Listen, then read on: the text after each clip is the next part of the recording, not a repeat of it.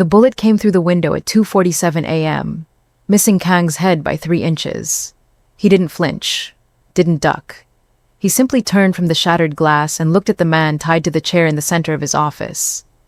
Park's face was swollen, blood crusting around his split lip, but his eyes held something worse than fear. Resignation. 15 years, Kang said, his voice so quiet it was almost gentle. I pulled you out of Busan with nothing. Made you my brother.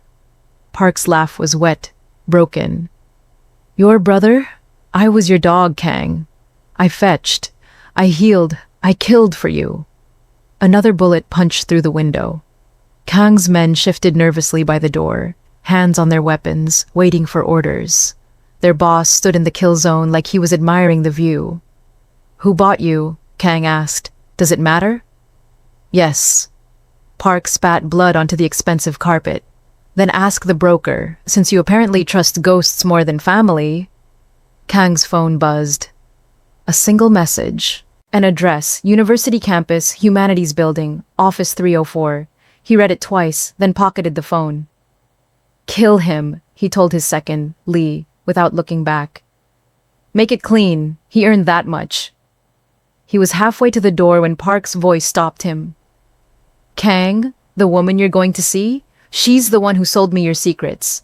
She's the one who bought me. You think she's going to save you? Park's laugh turned into a cough. She's the reason you're dying. Kang turned back one last time.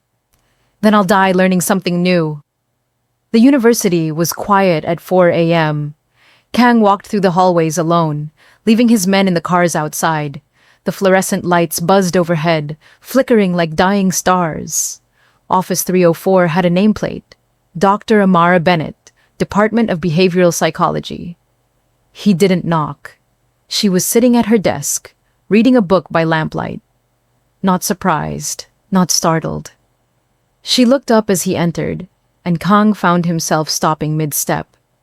She was black, elegant, her silver hair pulled back in a way that highlighted the sharp intelligence in her dark eyes. 60-something, maybe older, wearing a simple cardigan over a blouse. Reading glasses perched on her nose. She looked like someone's grandmother. She looked absolutely nothing like someone who could dismantle his empire. Mr. Kang, she said, her voice carrying a slight American accent, smooth as aged whiskey. You're early. I expected you at 5. You knew I was coming. I sent you the address. She closed her book, Fanon's The Wretched of the Earth, and folded her hands on the desk. Please, sit. We have much to discuss and very little time. Kang remained standing. Park said you bought him, sold my information. I did. No hesitation, no shame. She reached into her desk drawer slowly, telegraphing her movements, and pulled out a manila folder. She slid it across the desk. I've been purchasing information from your organization for 8 months. Park was my primary source. This folder contains everything he sold me. Routes, contacts, rival positions, your personal security details. Everything. Kang didn't move toward the folder. Why tell me this? Because I could have killed you 3 months ago and didn't. She removed her glasses, and suddenly he could see past the grandmotherly facade to something sharper underneath. I could have sold this information to Zhao for $10 million. I didn't. I could have given it to the Young family in exchange for protection. I didn't. Do you know why? Tell me. Because Zhao is the reason I'm here, Mr. Kang, and you're the only person in Seoul with the resources and the rage to help me disappear from his radar permanently. The name hit Kang like ice water. Zhao, Chinese-Korean syndicate leader, controlled half the ports between Shanghai and Busan, had his fingers in everything from human trafficking to rare earth minerals. Kang had stayed carefully neutral in his dealings, neither ally nor enemy. What did you do to Zhao? He asked. Amara stood, walked to the window overlooking the campus. Dawn was starting to bruise the horizon purple and gold. I cost him $200 million and made him look foolish in front of the Triad Council. I did it with a phone call and a spreadsheet. He's been hunting me for 6 months. She turned back to face him. I'm very good at hiding, Mr. Kang, but Zhao has resources even I can't outthink. He'll find me eventually, unless I have protection from someone he won't dare touch openly. Why should I protect you? You betrayed me. I showed you the betrayal. Park was Zhao's inside your organization long before I contacted him. I simply outbid Zhao for the information and used it to map your vulnerabilities. She walked back to the desk, pressed her palms flat on the wood. In that folder is also evidence of 3 other people currently in your organization, feeding information to your rivals. I found them in 2 weeks of analysis. How long have you been bleeding, Mr. Kang? He wanted to hate her, should hate her, but he couldn't stop looking at her hands, steady and sure, or her eyes, calculating his every micro-expression. What do you offer in exchange for protection? He asked. Everything I know. I've brokered deals for half the underworld across 3 continents. I've never touched drugs, never touched children, but everything else. She smiled, and it was sharp enough to cut. I make invisible things happen. I connect people who should never meet. I solve problems that violence can't fix. Give me a safe house, and I'll rebuild your network so tightly that even Zhao couldn't find a crack. Kang picked up the folder, opened it. The first page was a full dossier on Zhao's operation, more detailed than anything his own intelligence had gathered. The second page was Park's communications, time-stamped, traced. The third page made his blood run cold. His own driver, his accountant, his cousin, all compromised. You could have used this yourself, he said quietly. I'm an academic, Mr. Kang. I study power structures and human behavior. I'm very good at understanding systems and breaking them.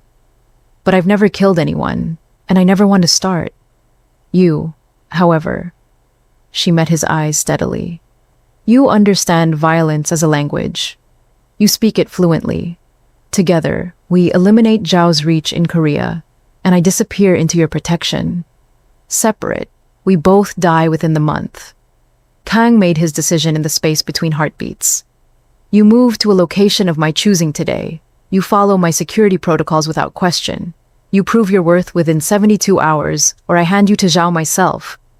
Amara extended her hand across the desk. Deal. Her grip was firm, her skin warm. He held it a moment longer than necessary. One question, he said. Why Seoul? Why not disappear to some village in Africa or South America? Her smile turned sad. Because Zhao would find me there too. And because... She hesitated, the first uncertainty he'd seen from her. Because I'm tired of running alone, Mr. Kang.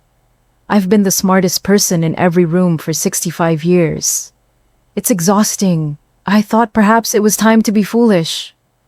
The safe house was in Gangnam, 17th floor, bulletproof glass, 3 exits, armed guards on rotation. Amara walked through it once, nodded approvingly, and immediately commandeered the dining table as her workspace. Within an hour, she had papers spread everywhere, 3 laptops running different analysis programs, and 2 phones she'd somehow acquired. Lee, Kang's second, watched her with undisguised suspicion. Boss, this is insane. We don't know her. We can't trust her. Watch her, Kang ordered. Report everything. But he found himself returning to the safe house more often than necessary. Watching her work was mesmerizing. She moved through data like a dancer, finding patterns no one else could see, making connections that seemed impossible until she explained them with the patience of a professor teaching a particularly slow student. On the second day, she called Kang into the dining room. Your cousin, Minho, she said without preamble. He's stealing from you, but not for money. Explain. Gambling debts, 2 million won to an underground casino in Itaewon. The casino is owned by a shell company that traces back to Zhao. They've been bleeding him slowly, forcing him to pay in information instead of cash. She pulled up a screen showing transaction records. He hasn't betrayed you out of greed, Mr. Kang. He's terrified. Kang felt rage coiling in his chest. Minho, his cousin, who he'd protected since childhood. "I'll handle it," he said. "Wait." Amara's hand touched his arm, light as a butterfly. He froze. "Let me handle it. Your way involves violence, yes? Blood? That sends a message, but it doesn't solve the problem. The casino remains. Zhao's foothold in Itaewon remains. Let me show you a different way."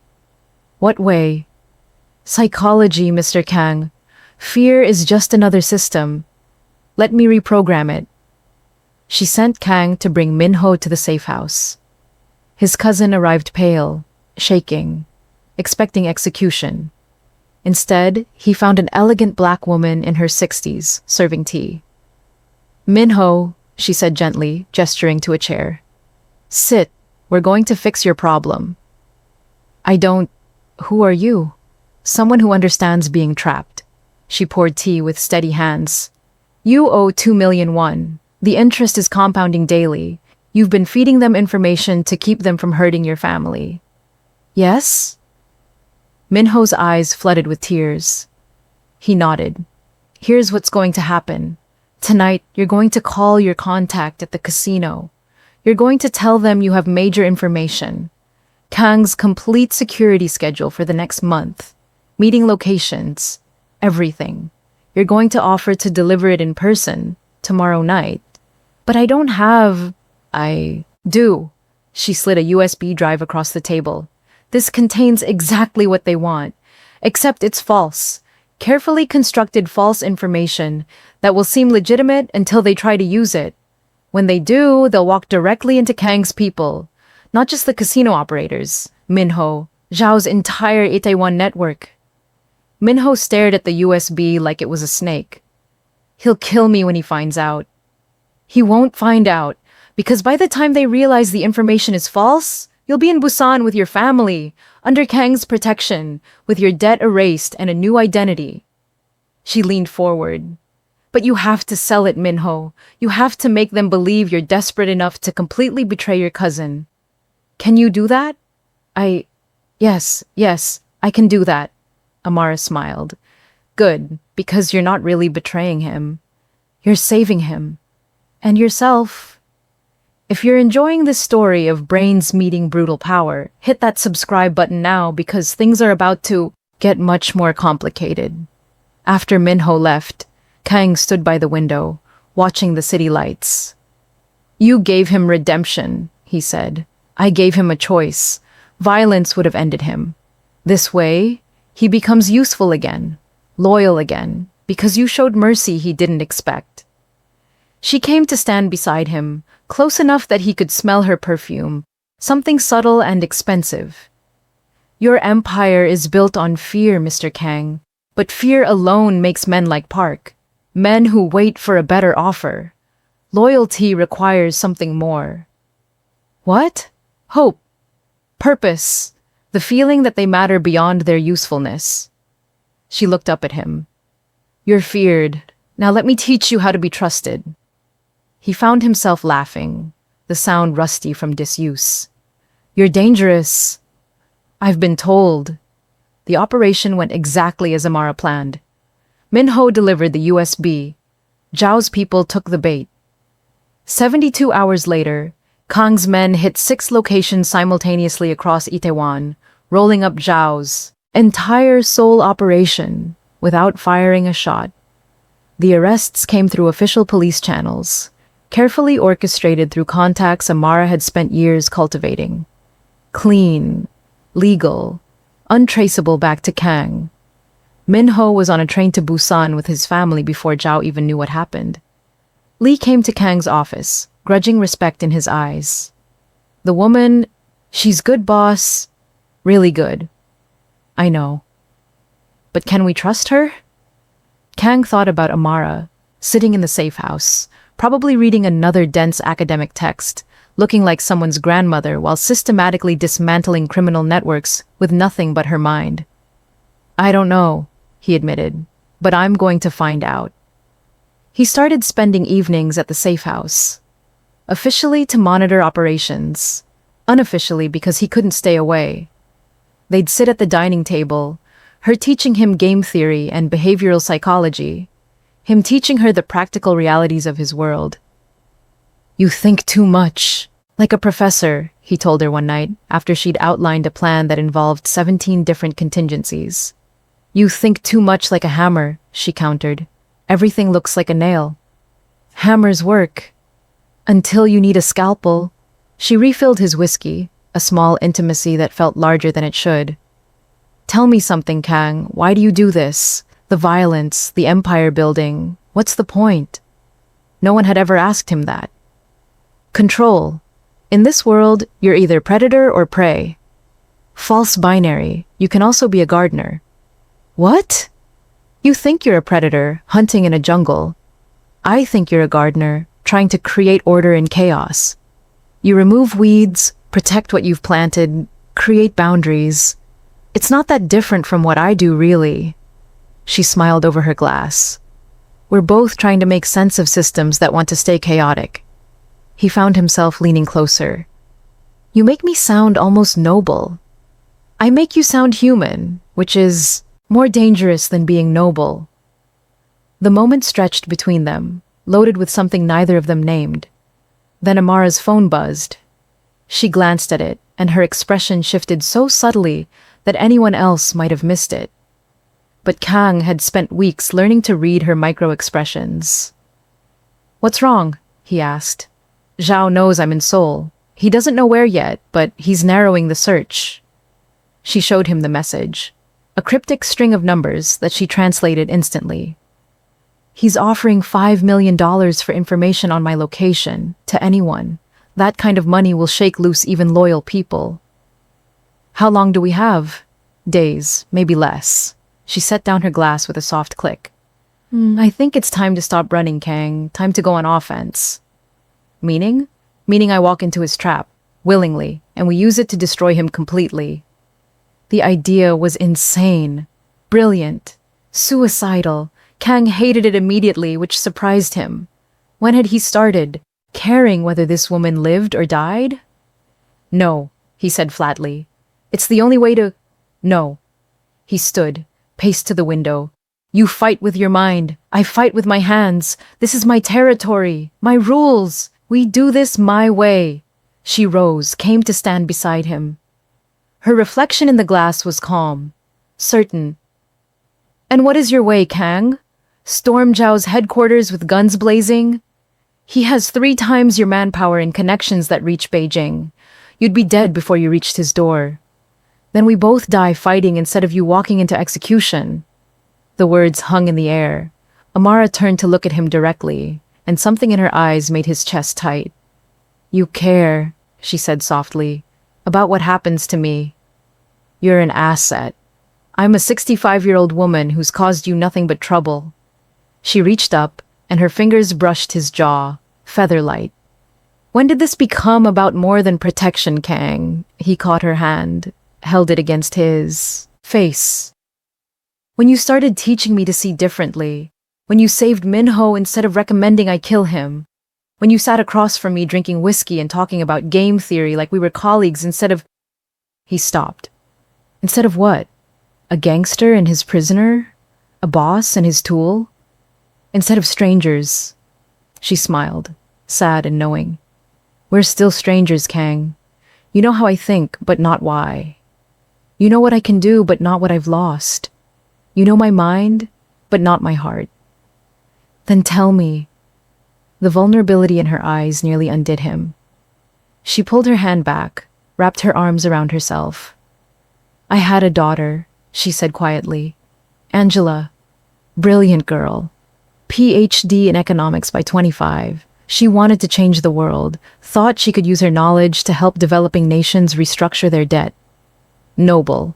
Naive." Amara's voice cracked. "She went to work for an NGO in the DRC, got caught in a debt scheme run by warlords and Interracial corporations. She tried to expose it. They killed her, made it look like a robbery. She was 28. Kang felt something sharp lodge in his chest.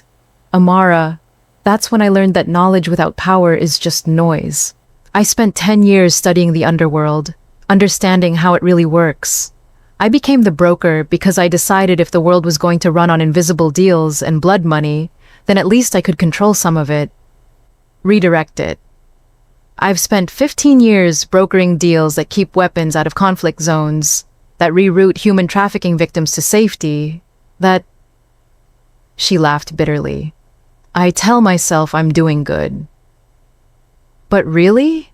I'm just trying to rewrite the story where my daughter dies over and over again. He didn't think. He pulled her into his arms, and she came without resistance, her face pressed against his chest. She didn't cry, but he felt her shake. Zhao was one of the people involved in Angela's death, she continued, muffled, against his shirt. Not directly, but his money funded the warlords. His networks provided the cover. I've been patient, strategic. I cost him that 200 million by carefully dismantling a deal that would have armed insurgents in 3 countries. He doesn't even know it was about my daughter. He thinks it was just business. It's more than business, Kang said. Yes, it's revenge. Cold, calculated. 15 years in the making. She pulled back to look up at him. So, when I say I want to walk into his trap, I'm not being brave, Kang. I'm being selfish, because I want to see his face when he realizes I've destroyed him. I want him to know, at the end, that Angela's mother was his downfall. The raw pain in her voice, the barely controlled fury beneath her academic composure, it was the most honest he'd seen her, and it made him want her more than he'd wanted anything in years. Then we do it together, he said. You get your revenge. But on my terms, with my protection, and when it's done, you don't disappear. You stay. Kang, I'm 65 years old. You could have anyone. He kissed her, cut off the words with his mouth on hers, his hands framing her face. She froze for half a heartbeat, then kissed him back with a fierceness that matched his own. When they finally broke apart, both breathing hard, he rested his forehead against hers. I don't want anyone, he said. I want the woman who outthinks monsters, who teaches me to be more than violence, who looks at my world and sees gardens instead of jungles. He pulled back to meet her eyes. I've built an empire on fear. You're the first person who made me want to build something else. Amara's laugh was shaky, disbelieving. This is insane. Yes. We're from completely different worlds. Yes. I'm old enough to be... I don't care about any of that. He meant it. Every word. Do you? She searched his face for a long moment, then smiled, and it was different from any smile he'd seen. From her before. Younger, hopeful, real. I've spent 65 years being the smartest person in every room, she said. You're the first person who made me want to be foolish. They spent that night planning, not as employer and asset, as partners, equals. Amara's plan was audacious. She would send word through back channels that she was willing to negotiate with Zhao, a meeting at a neutral location, a famous tea house in Insadong known for hosting delicate underworld negotiations. She would offer him something he wanted more than her death: complete intelligence on the Triad's operations in Southeast Asia, information she'd gathered over years of brokering deals. He'll never believe you just hand that over, Kang said. Of course not. That's why I'll make him work for it. Make him think he's interrogating me, breaking me down. Men like Zhao, their egos are their weakness. He'll want to prove he's smarter than me. I'll let him think he is, while I'm actually profiling his entire operation through the conversation. What do you mean, profiling? She smiled. Every question he asks tells me what he knows and what he doesn't. Every threat reveals his priorities. Every pause shows his uncertainty. By the end of our conversation, I'll have mapped his entire organizational structure, identified his key vulnerabilities, and determined exactly where to strike. All while he thinks he's interrogating me. And if he just decides to kill you immediately? He won't. I'm too valuable a prize. He'll want to savor it, parade me in front of his people as proof of his power. That ego buys us time. She pulled up a schematic of the tea house on her laptop. Here's where your people come in. The tea house has a service entrance, a kitchen staff that changes shifts at 6 p.m., and a private room on the second floor that Zhao will definitely choose because it makes him feel important. You'll have people in the kitchen, people in the adjacent buildings, people ready to move the moment I give the signal. What signal? I'll use a phrase. Something innocuous that won't raise suspicion, but you'll recognize. She thought for a moment. I'll mention my daughter's name. Angela. I've never spoken about her to anyone in this world. If I mention her, it means I've gotten what I need, and it's time to move. Kang studied the schematic, his strategic mind already placing people, planning angles of approach. This puts you in incredible danger. Everything about my life is dangerous now. At least this way, I'm choosing the danger instead of waiting for it to find me. He couldn't argue with that logic, even though every instinct screamed at him to lock her in the safe house and handle Zhao his way. But she was right. His way would lead to war. Her way might actually end this. One condition, he said. You wear a wire. Audio, so I can hear everything. If anything goes wrong, if you're in immediate danger, I'm coming in. Plans be damned. Deal. The next morning brought an unexpected complication. Lee burst into Kang's office, face grim. Boss, we have a problem. A big one. What? Your accountant, Young-soo, the one Dr. Bennett identified as compromised? Lee set a laptop on the desk. He didn't just feed information to Zhao. He's been embezzling 700 million won over 3 years, and he knew we were onto him. He ran last night. Kang felt cold rage settle in his gut. Where? That's the problem. He went to Zhao, offered everything. Our complete financial records, shell companies, money laundering routes, everything, in exchange for protection. Amara appeared in the doorway, clearly having heard. When did he arrive at Zhao's location? 2 hours ago, Lee said. She was already moving, pulling out her phone, fingers flying across the screen. This changes everything. If Zhao has your financial records, he can trace connections, find leverage points. He could bring down your entire operation through legal channels before we ever get to him. Can we intercept Young-soo? Kang asked. Too late. Zhao will have secured him the moment he arrived. He's too valuable. Amara paced, thinking aloud. But this might actually work in our favor. How? Lee demanded. Because now Zhao thinks he's won. He has the broker's location narrowed down. He has Kang's financial records. He thinks he's about to destroy both of us. That kind of confidence makes people sloppy. She turned to Kang. We move up the timeline. I contact Zhao today. Tell him I'm ready to negotiate because I know about Jung-soo's information, and I want to make a deal before he uses it. That's too fast, Kang said. We're not ready. We don't have a choice. Every hour Zhao has those records, he's building a case. We act now or we lose everything. She met his eyes. Trust me. Please. The word please from her mouth made the decision for him. Do it. But we triple security. I want eyes everywhere. Amara made the call while they listened. Her voice was perfect, just the right amount of desperation, tinged with resignation. She told Zhao she knew about Jung-soo, that she understood her position was untenable, that she was willing to trade information for guaranteed safety and amnesty for Kang's organization. Zhao's voice through the speaker was smooth, victorious. Dr. Bennett, I was wondering when you'd see reason. Tomorrow night. Phoenix Tea House. Come alone, or the deal is off. I'll be there, she said. I know you will, because you have no other choice. The line went dead. Amara set down the phone, and for the first time since Kang had met her, she looked truly afraid. He sounded too confident, she said quietly. Like he knows something we don't. Like what? Lee asked. I don't know. But, in my experience, when someone like Zhao sounds that certain, it's because they've already won. Or think they have. She looked at Kang. We need to assume he has another move we haven't seen yet.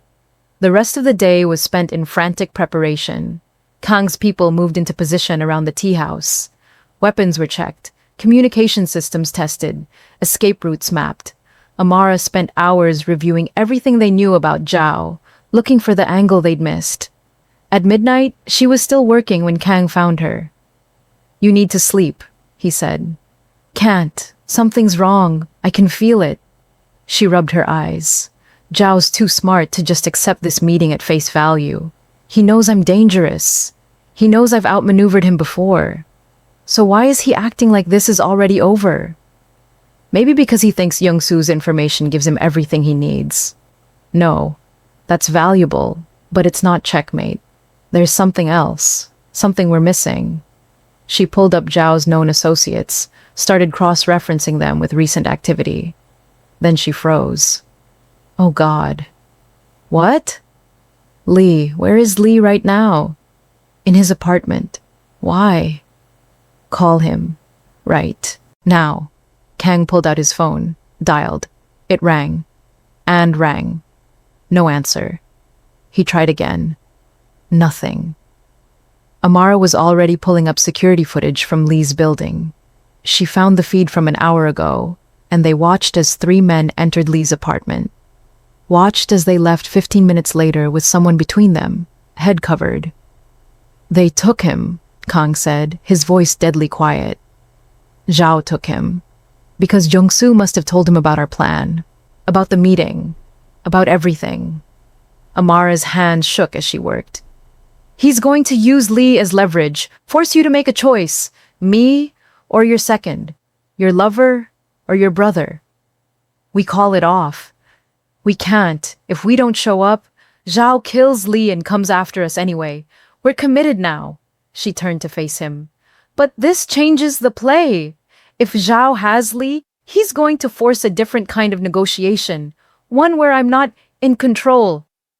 Make sure to like this video if you want to see how Kang and Amara escape this trap, and drop a comment with your predictions on what happens next. Kang wanted to put his fist through a wall. Instead, he forced himself to think, to be strategic. What do? We improvise. I still go to the meeting, but we plan for Zhao to use Lee against us. We need a countermove he won't expect. She thought for a moment, then her eyes widened. What if we give him what he wants? What? Not really, but make him think we are. What's the one thing Zhao values more than revenge? Power. Control.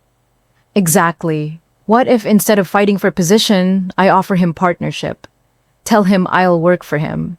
Give him access to all my contacts and resources in exchange for Lee's life and immunity for your organization. He gets the broker as an asset instead of an enemy. It strokes his ego, makes him think he's converted me. He'll never believe it. He might, because I'll make it about survival, not principle. I'll tell him I'm tired of running, that I've realized. Fighting him is pointless. Men like Zhao want to believe they're inevitable. That resistance is futile. If I surrender convincingly enough, he might just accept it. And then, while he's gloating and planning how to use me, I do what I do best. I find his weakness and exploit it. But I'll need time, Kang. And I'll need you to trust that I can turn this around even when it looks like I'm betraying you. The thought of watching her surrender to Zhao, even falsely, made Kang's blood boil. But he understood strategy, understood sacrifice. How do we get Lee back? He asked. That's the part I haven't figured out yet, but Zhao will have him at the tea house. He'll want us both to see what he's capable of. Want us to watch Lee suffer if we don't comply. Her voice hardened. Which means we use that. His need to display power becomes his vulnerability. While everyone's focused on the spectacle, that's when we move. They worked through the night, adjusting the plan, building in redundancies and fail-safes. By dawn, they had something that might work. Might. Kang pulled Amara away from the laptops as the sun rose. Whatever happens today, he said, I need you to know something. Kang, no, listen, you've changed how I see everything. The world, my place in it, what's possible. If this goes wrong, if we don't both make it out, I need you to know that these weeks with you have been the most alive I've felt in years. Her eyes filled with tears. Don't say goodbye. We're both walking out of this. Promise me if it comes down to a choice, you save yourself. Not me, not Lee. You. I can't promise that. Neither can I, which I guess makes us equally foolish. He kissed her, soft and desperate. I love you. I don't know when it happened, but I do. I love you too, my brilliant, dangerous, surprisingly gentle gangster. She wiped her eyes. Now let's go save your second and destroy a monster. The Phoenix Tea House looked serene in the evening light. Kang watched from his position 3 blocks away as Amara's car pulled up. She stepped out, looking every inch the defeated academic, shoulders slightly slumped, face drawn. The performance was perfect. I'm going in, her voice came through his earpiece. Remember the signal. I remember. He watched her enter the tea house, then forced himself to focus on the tactical display. His people were in position, 6 in the surrounding buildings, 4 ready to breach, 2 in the kitchen. Not enough if things went truly sideways, but all they could manage without tipping Zhao off. Amara's voice came through, steady and calm. Mr. Zhao, thank you for agreeing to meet. Dr. Bennett. Zhao's voice was smooth as silk. Please, sit. We have much to discuss. Kang heard footsteps, the sound of chairs scraping. Then Zhao spoke again, and his voice was colder. Before we begin our negotiation, I thought you might like to see an old friend. A door opened. Kang heard a grunt of pain, a body hitting the floor. Lee, boss, don't. Lee's voice then cut off with a gasp. That's enough, Zhao said. Dr. Bennett, meet your leverage. Mr. Kang, I know you're listening. Your second is here, alive, for now. Whether he stays that way depends on how cooperative the good doctor is. Amara's voice, when she spoke, was carefully controlled. Hurting him accomplishes nothing. No, but it entertains me, and after the trouble you've caused, I think I've earned some entertainment. Zhao's chair creaked. Now then, let's discuss the terms of your surrender, because that's what this is, isn't it? Not a negotiation. A surrender. Yes. The word hung in the air. Kang clenched his fists, forced himself to stay still, to trust her. I'm tired of running, Amara continued. I'm 65 years old. I thought I could outsmart you, but Youngsu's betrayal showed me the truth. You have resources I can't match, power I can't overcome. Continuing this fight accomplishes nothing except getting more people killed. A pragmatic assessment. I appreciate pragmatism. Zhao sounded pleased. What exactly are you offering? Myself, my knowledge, my contacts, everything I've built over 15 years as the broker. I'll work for you, facilitate your deals, use my networks to expand your influence. In exchange, you let Kang's organization stand. You release Lee. You give me your word that this ends today. My word? Zhao laughed. You trust my word? No, but I trust your greed. I'm more valuable to you alive and working than dead and martyred, and Kang is more useful as a neutral party in Seoul than as a corpse. You'll honor the deal? Because it benefits you. Silence. Kang could hear his own heartbeat through the earpiece. You make a compelling argument, Zhao finally said, but I need proof of your sincerity, proof that you're truly surrendering and not playing another game. What kind of proof? Tell me about the Yamamoto deal, the one you brokered between the Yakuza and the Vietnamese syndicate last year. Complete details. If you're really working for me now, you'll betray your former clients without hesitation. Kang heard Amara take a breath. This was the test. If she refused, Zhao would know she was playing him. If she complied, she'd burn bridges with some of the most dangerous people in Asia. The Yamamoto deal, she began, and started laying out details. Names, dates, amounts, routes. Every word was another betrayal of trust, another connection severed. But her voice never wavered. When she finished, Zhao was quiet for a long moment. Impressive and disappointing. I'd hoped you'd have more integrity. He sounded genuinely sad. But useful, very useful. I accept your offer, Dr. Bennett. You'll work for me. Kang's organization will be absorbed into mine. Not destroyed, but controlled. And Lee... A pause. Lee will be my insurance policy. I'll keep him alive as long as you both remain loyal. The moment either of you betrays me, he dies. Slowly. Do we have an understanding? That wasn't the deal, Amara said. I'm changing the deal. That's what power means, Doctor. I can change the terms whenever I want. You don't like it? A gun cocked. Lee dies right now and we start over with just you. Wait. Amara's voice was urgent. Wait, I accept. Your terms. All of them. Kang heard the defeat in her voice and almost believed it himself. Almost. But he knew her tells now, the slight emphasis on all, the brief pause before accept. She was still playing. Excellent. Then let's seal our new partnership properly. A gesture of good faith. Zhao's chair scraped. Kneel. What? Kneel. Before me. Before my men. Show everyone here that the great broker understands her place now. That you serve me. The humiliation was calculated, designed to break her spirit. Kang heard fabric rustle. Heard Amara slowly lower herself to the floor. Good. Now, before I complete this, Amara, lead this. Interrupted, her voice suddenly different. Stronger. I need you to understand something, Zhao. I need you to know why I'm really here. Dr. Bennett, I wouldn't... 15 years ago, you funded warlords in the DRC. Those warlords killed my daughter. Her name was Angela. She was 28 years old, and she died because men like you trade human lives for profit. The signal. Kang was already moving. I spent 15 years learning to speak your language, Amara continued, her voice rising. 15 years becoming someone who could hurt you the way you hurt me. Every deal I sabotaged, every dollar I cost you, every connection I severed, all of it was about Angela. All of it was about making you pay. You stupid woman, Zhao hissed. You think a confession changes anything? You're kneeling before me. Your lover's organization is mine. His second is my prisoner. You've already lost. Have I? Because while we've been talking, I've been counting. 8 men you brought with you. 4 in this room. 4 outside. 17 people on your payroll in Seoul. 23 active operations across Korea. 2 main suppliers. 1 in Shanghai. 1 in Taipei. I know all of this because you told me.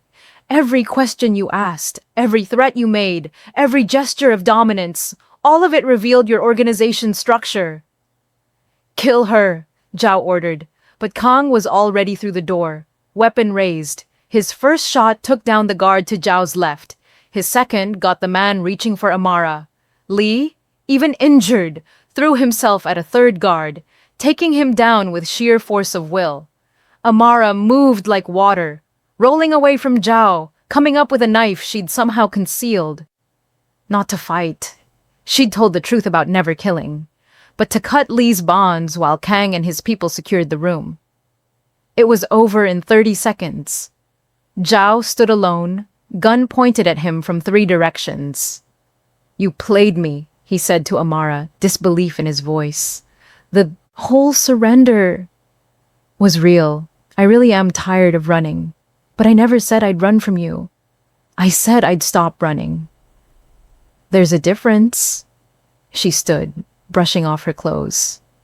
The deals I exposed earlier, the Yamamoto deal, I sent them a warning 3 days ago.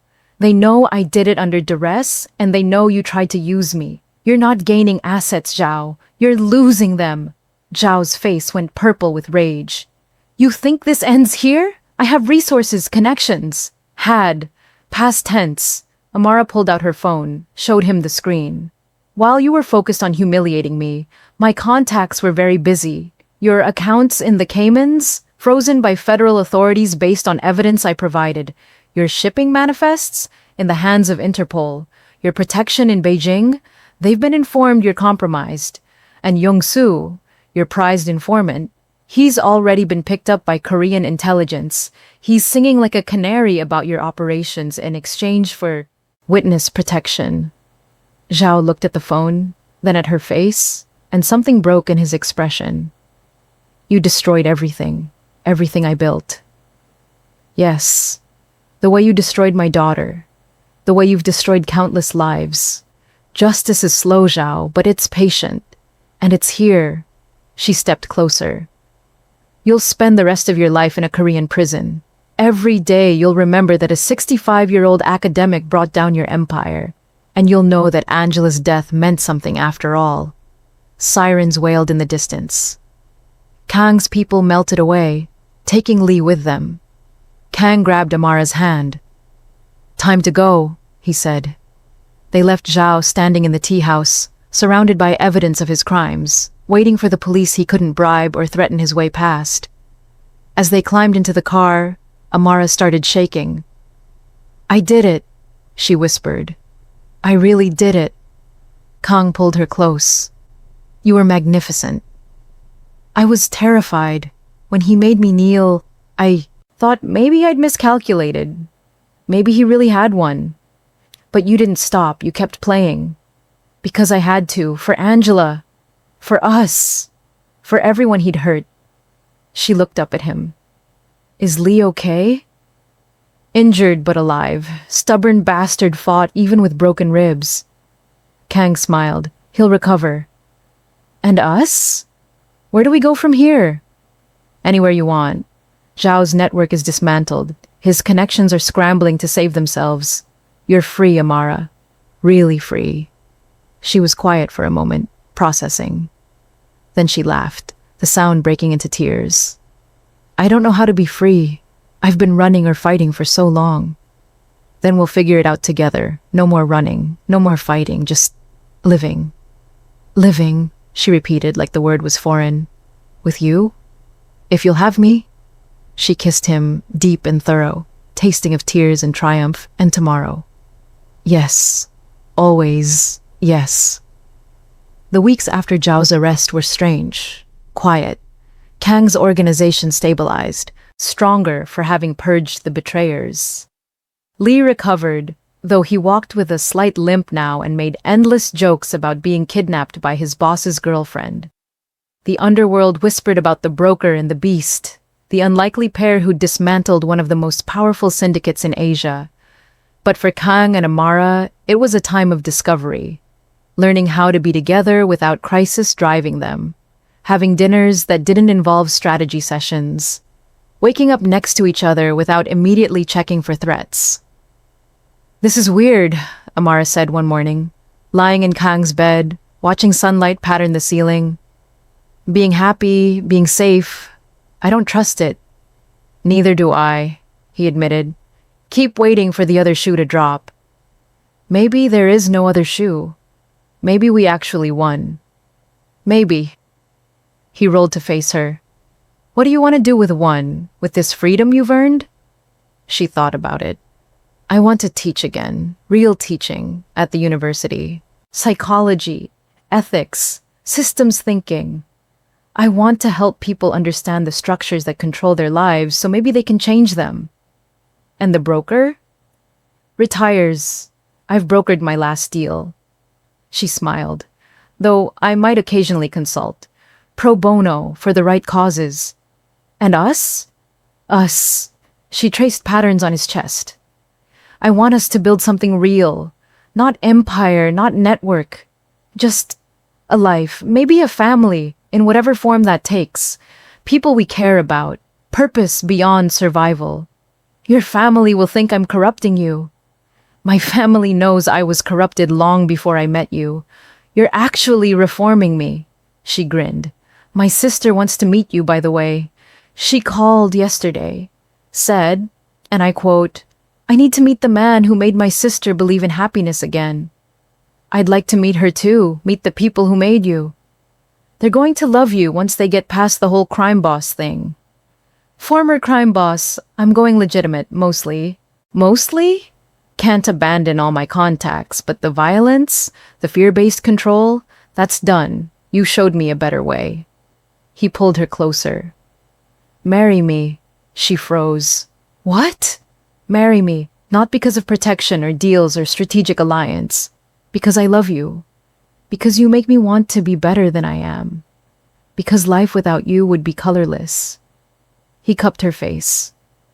Because you're the first person who made me want tomorrow more than I feared yesterday. Tears streamed down her face. I'm 65 years old, Kang. You could have someone. We've had this conversation. I don't want someone. I want you. Just you. Always you. This is insane. So you've said. Do you have a different answer this time? She laughed through the tears. Yes. God. Yes, but my family is going to lose their minds. Good. Let them. We'll weather it together. They married 6 months later, in a ceremony that blended cultures, histories, worlds. Amara's family flew in from across the states, bringing noise and warmth and acceptance that surprised Kang. His people attended, Lee standing as best man despite his mother's protests about that woman. The ceremony was small, intimate, held in a garden Kang had designed specifically for Amara. Cherry blossoms and magnolias, Korean and Southern. Order in chaos. Beauty from broken things. I thought I was done with new beginnings, Amara said in her vows, voice steady despite the tears. I thought the rest of my life would be managing damage, surviving consequences. You showed me it's never too late to start over, to choose love over fear, to build gardens instead of burning jungles. I choose you, Kang, today and every day forward. You taught me to see the world differently, Kang replied, to understand that strength isn't just violence, that power can be subtle, that sometimes the bravest thing is being vulnerable.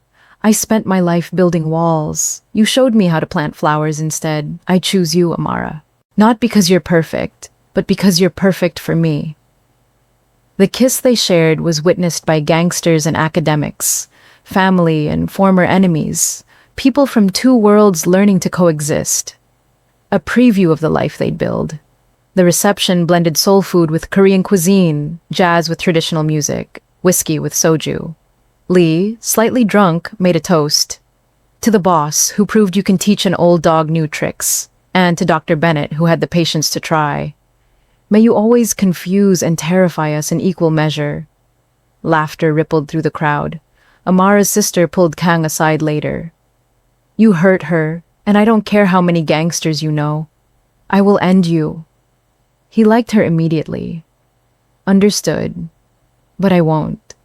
Hurt her, I mean. See that you don't. She's been through enough. More than enough. That's why I plan to spend the rest of my life making sure she goes through nothing but happiness. Her sister studied him, then nodded. You'll do. Welcome to the family. As the night wound down and guests departed, Kang and Amara found themselves alone in the garden.